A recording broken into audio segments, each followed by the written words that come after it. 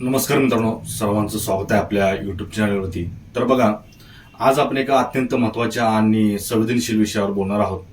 तो म्हणजे मराठा आरक्षण. महाराष्ट्राच्या राजकारणात आणि समाजात कायम चर्चेत राहिला हा विषय. नुकताच मराठा आरक्षणासंदर्भात एक महत्त्वपूर्ण शासन निर्णय म्हणजे GR प्रसिद्ध झाला. या GR मध्ये नेमकं काय म्हटलंय, त्यांचे काय परिणाम होणार आहेत आणि याचा सामान्य मराठा समाजाला काय फायदा होणार आहे, हे सर्व आपण आजच्या या व्हिडिओमध्ये सविस्तरपणे समजून घेणार आहोत. मित्रांनो, तुम्हाला माहित आहे की मराठा समाज गेली अनेक दशके आरक्षणासाठी संघर्ष करत आहे. त्यांची मुख्य मागणी मराठा समाजाला कुणबी किंवा OBC प्रवर्गात समाविष्ट करून आरक्षण देण्याची आहे. या पार्श्वभूमीवर महाराष्ट्र सरकारने वेळोवेळी अनेक समित्या नेमल्या, अहवाल तपासले आणि आता हा नवीन GR प्रसिद्ध केलेला आहे. या GR मुख्य उद्देश काय आहे तर बघा, मराठा समाजातील ज्या व्यक्तीकडे कुणबी मराठा किंवा मराठा कुणबी जातीच्या नोंदी किंवा पुरावे उपलब्ध आहेत त्यांना कुणबी जातीचे प्रमाणपत्र मिळावे यासाठी हा GR आहे. हा GR महाराष्ट्र अनुसूचित जाती, अनुसूचित जमाती, विमुक्त जाती, भटक्या जमाती, इतर मागास वर्ग व विशेष मागास वर्ग जातीचे प्रमाणपत्र देण्याचे व त्यांच्या पडताळणीचे विनियमन अधिनियम 2000 अंतर्गत करण्यात आला आहे. आता सर्वात महत्त्वाचा मुद्दा म्हणजे कुणबी जातीचे प्रमाणपत्र मिळवण्यासाठी कोणत्या नोंदी आणि पुरावे तपासले जाणार आहेत, हा मोठा प्रश्न आहे. GR मध्ये यासाठी एक सविस्तर प्रक्रिया दिली आहे. मुख्य पुरावे बघा, जुन्या महसूल नोंदी, शैक्षणिक पुरावे, सेवा नोंदी आणि इतर सर्व शासकीय अभिलेखामध्ये जर कुणबी किंवा मराठा कुणबी असा उल्लेख असेल तर त्याचा विचार केला जाईल.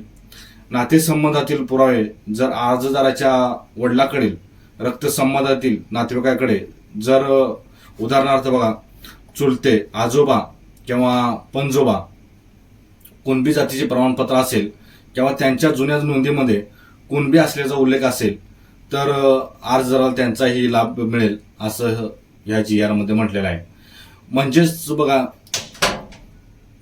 बघा की नेमका उल्लेख काय केलेला आहे तर फक्त स्वतःकडे पुरावे नसले तरी कुटुंबातील जुन्या नोंदी महत्त्वाच्या ठरतील. या सर्व नोंदी तपासण्यासाठी राज्य सरकारने निवृत्त न्यायमूर्ती संदीप शिंदे यांच्या अध्यक्षतेखाली एक समिती नेमली आहे. ही समिती उपलब्ध ऐतिहासिक पुरावे, जुन्या नोंदी, ब्रिटिशकालीन कागदपत्रे तपासणार आहे. आतापर्यंत समितीने 57 लाख जुन्या नोंदी तपासल्या असून त्यात कुणबी नोंदी सापडल्याचा उल्लेख ह्या GR मध्ये आहे.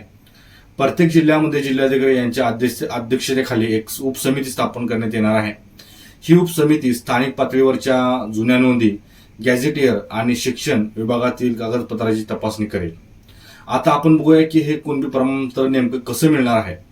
तर बघा, GR मध्ये यासाठी एक स्पष्ट कार्यपद्धती दिली आहे. अर्ज कुठे करायचा तर हा अर्ज तहसील कार्यालयातील संबंधित विभागाकडे अर्जदाराला आपले अर्ज सादर करावे लागतील. जिल्हास्तरीय उपसमिती अर्जदाराने सादर केलेले पुरावे तसेच कुटुंबातील नातेसंबंधातील उपलब्ध जुन्या नोंदीची पडताळणी करेल. ही उपसमिती आपला तपासणी अहवाल राज्यस्तरीय समितीला म्हणजेच संदीप शिंदे समिती सादर करेल. तर जर पुरावे योग्य ठरले तर अर्जदाराला कुणबी जातीचे प्रमाणपत्र दिले जाणार आहे. या प्रमाणपत्रावर जात पडताळणी समितीचे CVC मोहर आवश्यक असेल. जर एखादा अर्जदाराला प्रमाणपत्र मिळवण्यात अडचण येत असेल तर त्यांच्याकडे अपील करण्याचा पर्याय उपलब्ध असेल. या GR मुळे नेमका कोणाला फायदा होणार आहे हे देखील आपण पाहणार आहोत. तर बघा, ज्याच्याकडे कुणबी नोंदी आहेत, ज्या मराठा व्यक्तीकडे त्यांच्या किंवा त्यांच्या कुटुंबातील सदस्यांच्या जुन्या नोंदीमध्ये कुणबी असा स्पष्ट उल्लेख आहे, त्यांना थेट कुणबी प्रमाणपत्र मिळण्याचा मार्ग सध्या मोकळा ह्या GR नुसार झालेला आहे. कुणबी प्रमाणपत्र मिळाल्यानंतर या व्यक्तींना इतर मागासवर्गाप्रमाणे म्हणजेच OBC प्रमाणे सर्व आरक्षण मिळणार आहे. म्हणजेच बघा, नोकरी, शिक्षण, आरक्षण सर्व लाभ मिळू शकतील. ह्या GR मध्ये मराठवाडा जे काही मराठवाडा आहे या भागावरती विशेष लक्ष देण्यात आलेलं आहे असंच या GR मध्ये दिसतंय. मराठवाडा हा निजामशाहीचा भाग होता, जिथे पूर्वीपासून कुणबी मराठा समाज मोठ्या प्रमाणात अस्तित्वात होता. या भागातील जुन्या नोंदीमध्ये कुणबी उल्लेख सापडण्याची शक्यता ही जास्त असल्याने मराठवाड्यातील लोकांना या GRचा अधिक फायदा होऊ शकतो. GR मध्ये मराठवाडा भाग जी काही मराठवाडा भागाची विशेष नोंद घेण्यात आली आहे. ह्या GR महत्वाचा असला तरी यात काही आव्हाने आणि पुढील पावले काही असू शकतात हे पाहणे ही महत्वाचं आहे. पुरावा गोळा करणे, बघा अनेक कुटुंबे विशेषतः ज्याच्याकडे जुन्या नोंदी नाहीत त्यांना पुरावे गोळा करणे कठीण जाऊ शकतं आणि प्रशासकीय प्रक्रिया पारदर्शक आणि वेगवान असणं आवश्यक आहे. अन्यथा सामान्य नागरिकांना त्रास होऊ शकतो. आणि पुढचे एक आव्हान म्हणजे बघा न्यायालयीन लढाई. या GRला किंवा त्यातील तरतुदींना पुन्हा न्यायालयात आव्हान दिले जाण्याची शक्यता नाकारता येत नाही. तुम्हाला माहिती असेल जेव्हा नवीन GR येतात त्यावेळेस कोण ना कोण सदावर्ते वकिलासारखे जे काही लोक आहेत ते उच्च न्यायालयामध्ये आव्हान देतात किंवा याचिका दाखल करून ते जो काही GR आहे त्याच्यावरती सुनावणीला बराच काळ आणि कालावधी हा गेलेला आहे. हे पण आपल्याला तर नाकारता येणार नाही.